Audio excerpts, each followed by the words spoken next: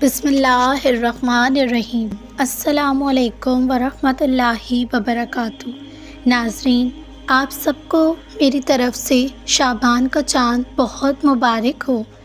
شعبان کی فضیلت حدیث مبارکہ کی روشنی میں شعبان روزوں کے لیے بہت خاص مہینہ ہے۔ نبی کریم صلی اللہ علیہ وسلم کا شعبان میں زیادہ روزے رکھنا۔ حضرت عائشہ فرماتی ہیں، میں نے رسول اللہ صلی اللہ علیہ وسلم کو رمضان کے علاوہ کسی اور مہینے کے پورے روزے رکھتے نہیں دیکھا، اور میں نے انہیں شعبان کے علاوہ کسی اور مہینے میں اتنا زیادہ روزے رکھتے ہوئے نہیں دیکھا۔ حضرت اسامہ بن زید بیان کرتے ہیں کہ میں نے پوچھا، یا رسول اللہ، آپ شعبان میں اتنے زیادہ روزے کیوں رکھتے ہیں؟ آپ صلی اللہ علیہ وسلم نے فرمایا، یہ ایسا مہینہ ہے جس میں لوگ غفلت میں رہتے ہیں۔ رجب اور رمضان کے درمیان اس مہینے میں اعمال یعنی رب العالمین کے حضور پیش کیے جاتے ہیں، اور میں پسند کرتا ہوں کہ میرے اعمال اس حال میں پیش ہوں کہ میں روزے سے ہوں۔ رمضان کی تیاری کا مہینہ سلف صالحین فرمایا کرتے تھے، شعبان قرآن پڑھنے والوں کا مہینہ ہے۔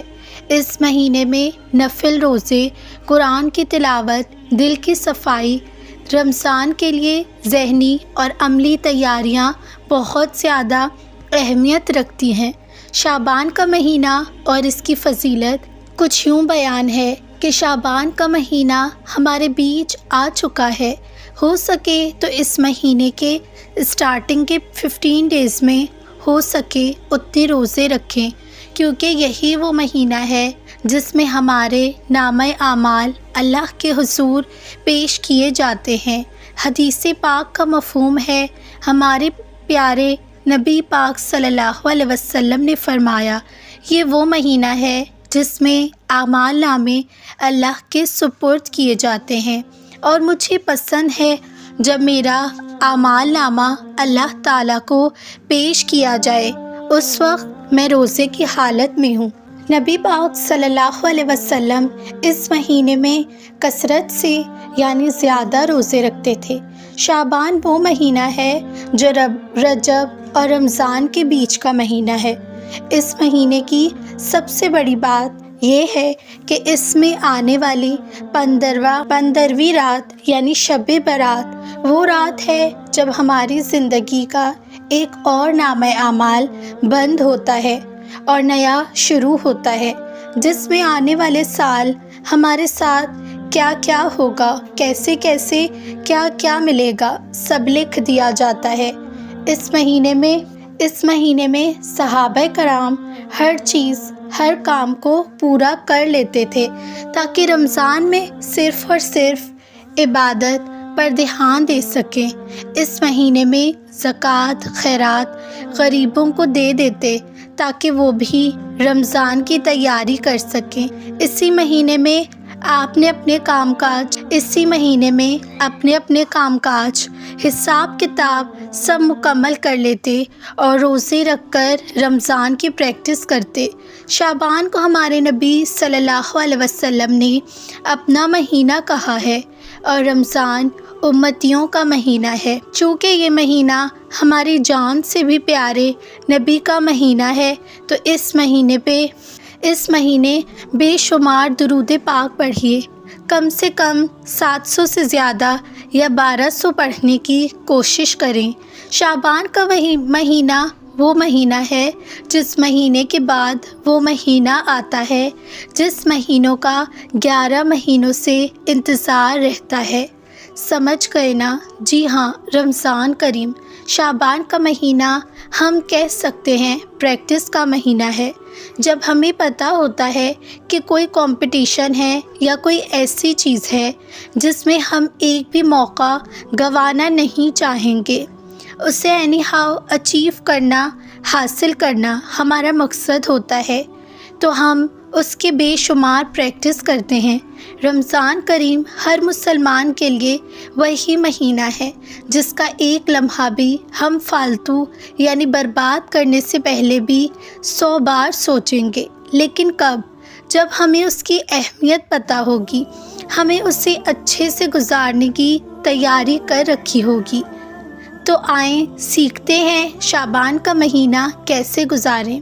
یہ وہ مہینہ ہے جس میں ہمارے نبی صلی اللہ علیہ وسلم کثرت سے روزے رکھتے، تو اس سنت کو ادا کرتے ہوئے اس مہینے میں زیادہ سے زیادہ روزے رکھیں۔ زیادہ نہ رکھ سکیں تو at least Thursday, Friday and Monday رکھ لیں، دونوں طریقے سے سنت ادا ہو جائے گی۔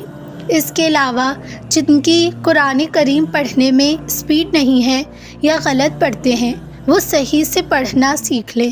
جنہیں آخری 10 سورہ یاد نہیں، وہ یاد کر لیں، علم ترا سے لے کر سورہ ناس تک، اسپیشلی لیڈیز، کیونکہ لیڈیز کو گھر میں ہی تراویح پڑھنی ہوتی ہے اور اس تراویح میں یہی آخری 10 سورہ پڑھی جاتی ہیں۔ یہ کہہ کر ہم بچ نہیں سکتے کہ مجھے نہیں آتا، یاد رہے علم حاصل کرنا ہر بالغ مسلمان پر فرض ہے، اس کا بھی حساب کتاب ہوگا۔ اس کے علاوہ ذکر اللہ کی عادت بنائیے، زیادہ سے زیادہ ذکر ہر سانس میں، تاکہ رمضان میں آپ کسی بھی کام میں مصروف ہوں، آپ کے لب ہیبیٹول ہو چکے ہوں ذکر کرنے کے لیے۔ ایک ذکر پر 70 نیکیاں حاصل کرتے جاؤ۔ رمضان میں کوشش کیجیے چپ رہنے کی، خاموشی بھی ایک عبادت ہے۔ اس سے بند لبوں کے پیچھے اپنے رب کے ذکر کی مٹھاس کو نکالتے جائیے، بہت کام آئیں گی یہاں بھی اور وہاں بھی۔ رمضان کی شاپنگ اینڈ آل اس مہینے میں پوری کر لیں، تاکہ رمضان میں صرف عبادت اور عبادت کریں۔ رمضان کا ٹائم ٹیبل بھی بنا لیں۔ اسٹے کنیکٹڈ ود می، انشاءاللہ میں ضرور پوسٹ کروں گی۔ شعبان میں جو بڑی راتیں آتی ہیں، شب برات، اس میں کیا کیا کرنا ہوتا ہے، کیسے کیا عبادت کرنی ہوتی ہے، بہت جلد ویڈیو آ جائے گی۔ ماہ شعبان میں اللہ اپنے بندوں کی بخشش فرماتا ہے، مغفرت کے دروازے کھل جاتے ہیں، بندوں کی روزی میں اضافہ ہوتا ہے۔ نبی کریم صلی اللہ علیہ وسلم اس ماہ میں سب سے زیادہ روزے رکھتے تھے۔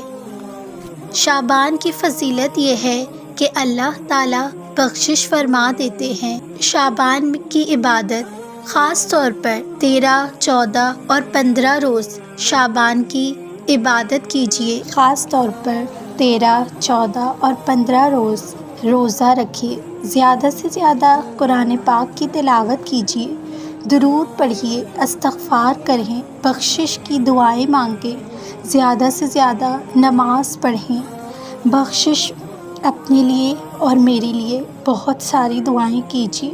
یا اللہ ہمیں شعبان کی برکت عطا فرما اور ہمارے لیے رمضان کی تیاریاں آسان کر دے، ہم سب کو بخش دے۔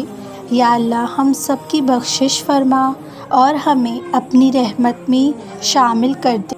اللہ پاک آپ کو وہ عطا فرمائے جو آپ کا دل چاہتا ہے، اور اللہ آپ کے لیے ہر وہ چیز بہتر بنائے جو آپ چاہتے ہیں۔